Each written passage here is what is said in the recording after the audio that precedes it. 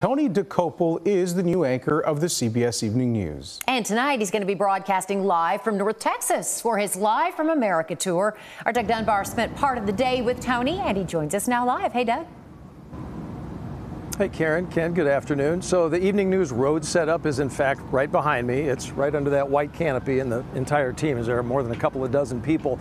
And we're here on the campus of SMU tonight, and reflecting as well with your lead story. It's a big news day, of course, with what has unfolded in Minnesota, and their team back there is now working on that very story as the lead, obviously, for the Evening News coming up at 5:30. But in all of this, around midday today, Tony and I had a little opportunity to meet each other for the very first time, and he and the team right now are on this multi-city tour to introduce him to viewers all across this country.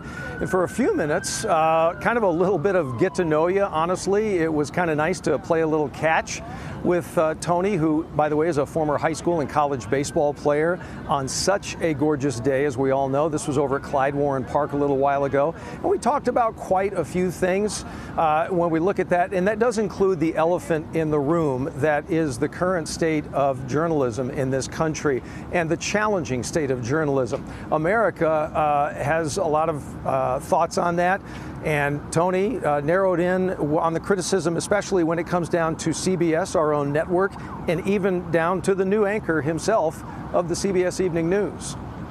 If we're being honest and we look online, any peek at social media right now, journalism is under fire. CBS News is under fire, and in some cases you're under fire. Yeah. What do you say to those people who have such vitriol right now?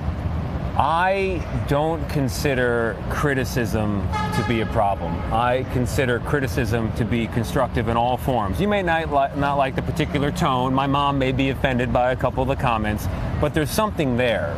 Somebody has some kind of reason why they're reaching out to you, why they're making the comment that they are. It's up to us, and we really do this, to begin to process it, to think about whether it's coming from some place where we can respond and improve, or for whatever reason, it's not that kind of place. And I can tell you, outside of this 24/7 world of journalism that we operate in, Tony is also a father of four, if you didn't know. Two of those kids are younger kids.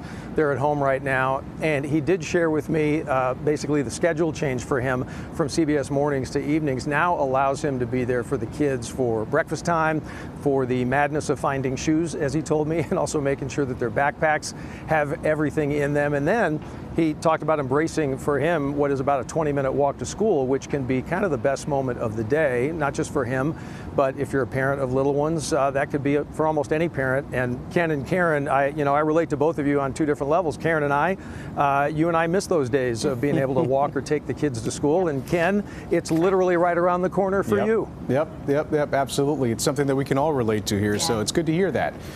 Doug, we appreciate it. Thank you very much.